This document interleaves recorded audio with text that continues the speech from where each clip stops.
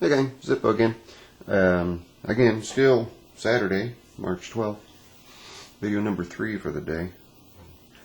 Kind of racking them out here. I had a request on how to hold on to these tiny little North American arms, 22 long rifles and 22 shorts. The frames are really tiny. You can barely get one finger around the grips on these.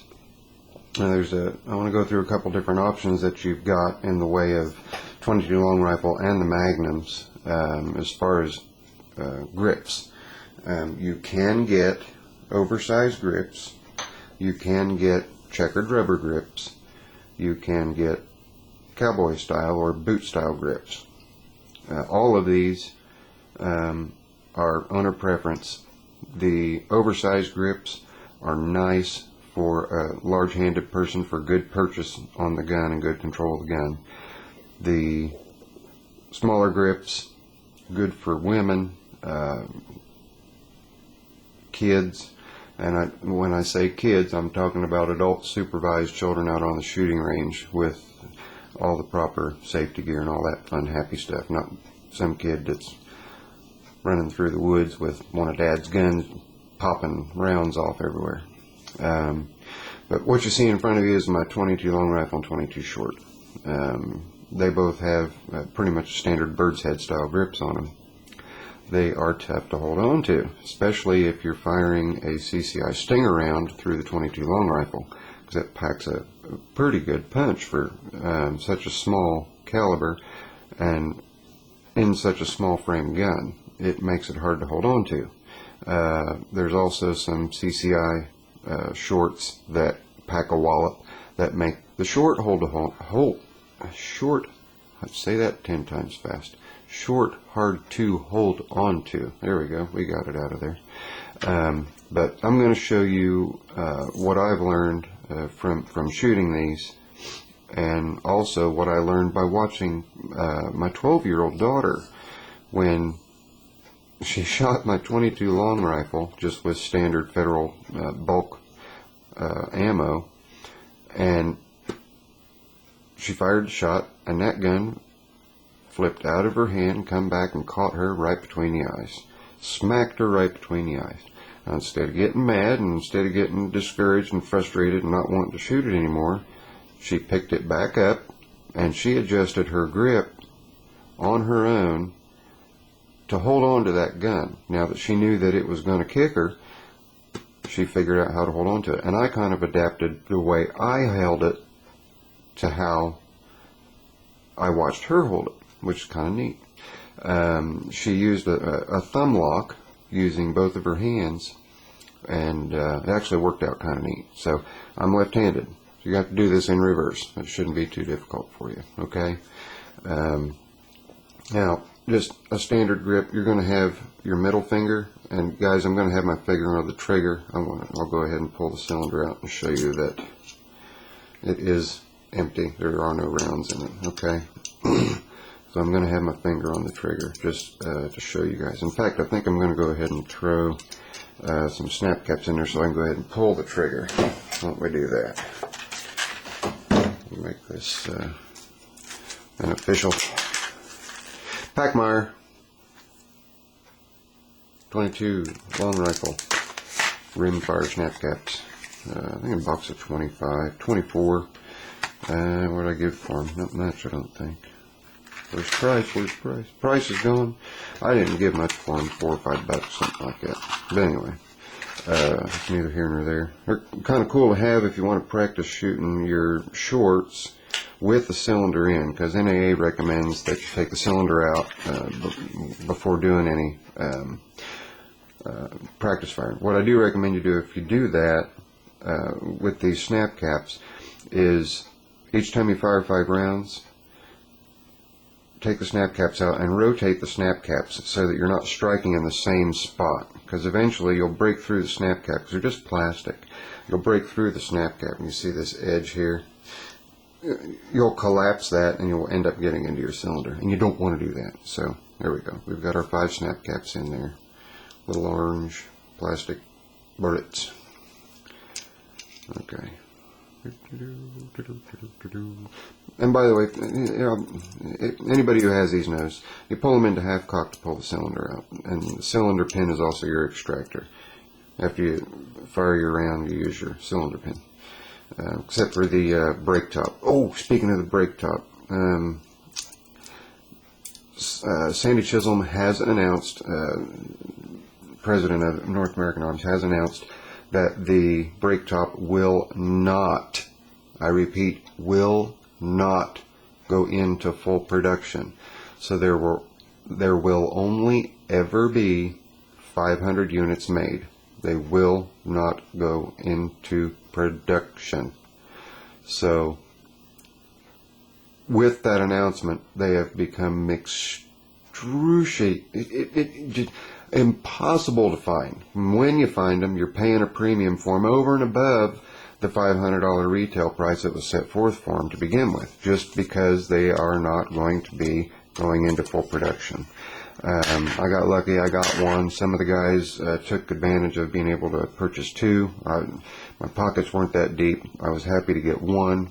I was in the very first group. Anyway, it was just neither here nor there. I did my review on the brake top. If you want to know more about it, just go to that review, and I think I explained everything in there. Let's get back to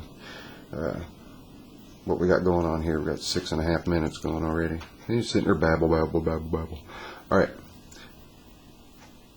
How I had been shooting. I would get my middle finger. I'd get it up there as tight as I could, and I would just have a regular purchase on it. I'd cock it, and I would get my hand down, and I wasn't holding my middle finger so much, so that when I pulled the trigger, get you guys so you can see here, pretty much just like this. When I pulled the trigger, the gun was doing this, and that was just with standard Federal bulk pack loads or Remington loads, okay, or Winchesters. It kicking up quite a bit, but it didn't bother me because it never flew out of my hand. Well, what I watched my daughter do was really cool. After she hit herself in the head with it, didn't hurt her, by the way, just kind of gave her a start. She looked over at me and giggled and reached down and picked it up and just went right back to it. Her hands obviously are smaller than mine, but she still could only get one finger of purchase on the grip. So she got a hold of it, and she took her thumb, and she locked her thumb just like that. And she took her other hand, and she wrapped, I believe it was her index finger, around, and then held her thumb as well. So she's got her finger held down by her thumb here, and then she reached in and she grabbed, using the ball of her hand right here to hold her thumb, and then grabbed up here with her thumb to hold everything, and then wrapped her middle finger around her other middle finger. And then she took that gun and kapow! And the gun barely even moved. So I tried it. It's a little uncomfortable at first. It takes a little getting used to. You have to make some minor adjustments.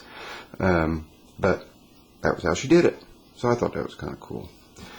Now let's get on to the different grips that will help you if you have larger hands.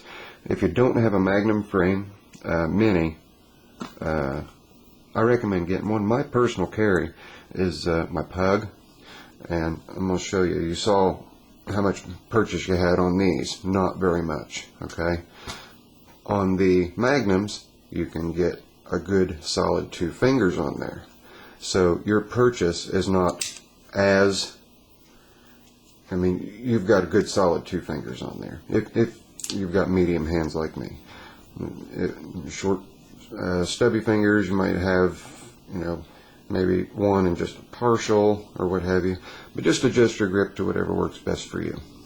If you don't like the stock size grips on your Magnum or your long rifle versions, you do have other options. There is the boot grip. The boot grip gives you a good solid complete 2 finger purchase and more purchase on the back strap because it extends it down, okay?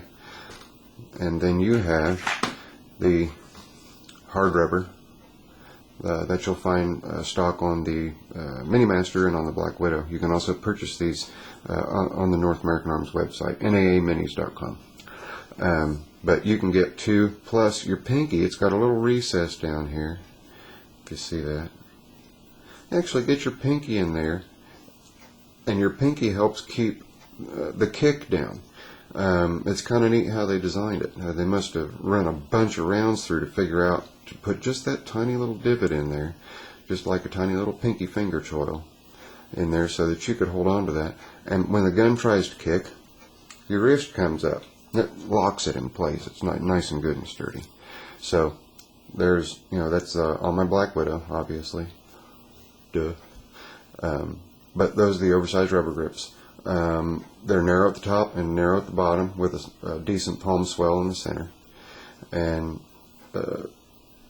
going considerably outside the frame. Let me show you here. I'll set that here for comparison so you can see.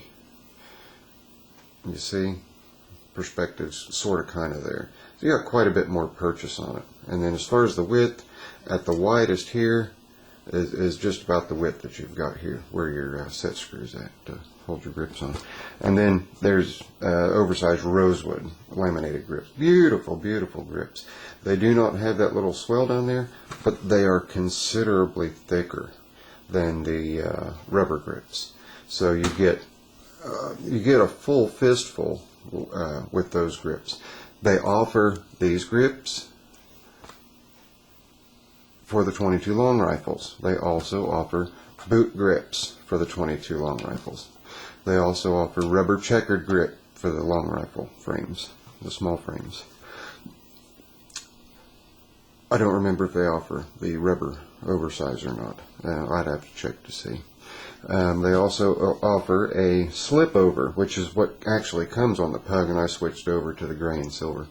But the slip over grip that goes on the Pug in stock form, the people that have left them on really, really like them. I just didn't like the looks of them, so I took them off. That's just my preference. Also, I couldn't, this is my daily carry, and in my Mad Hat holster, of course, Jason, you're the man.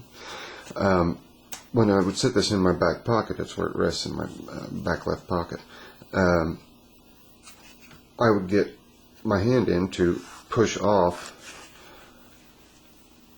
and the rubber would be sticking to my pocket, so I didn't like that. If you get the Pug and you want to take your rubber grips off, clue, soap up the gun big time. You can clean it up afterwards. You can rinse everything off and get all the soap out of it afterwards. Soap it up, soap it up, soap it up, and twist like you're trying to twist a bottle cap off. And when you twist a little bit, you'll get a gap down inside because it's a slip over grip. Get some soap down in there. Make sure everything gets good and soapy and sloppy. Then pull it off. Because if you don't, on your rubber grip, you will rip the rubber grip up here and up here, and then down here and down here if you don't do it. Trust me, I know. I did that. Then I learned about soaping up the grip to get it off. And same thing for getting them on if you decide you want to buy the rubber grips to put them on. So, this is Zippo. This is video number 3 for the day. I'm going to go down my list and see if there's anything else I can do for inside. I know that I said I'd do an update knife collection video. We'll see how things go. I said I was going to do that in different parts. So you might look for that today or possibly tomorrow. We'll just have to see how things go. But this is Zippo. Later. I'm out.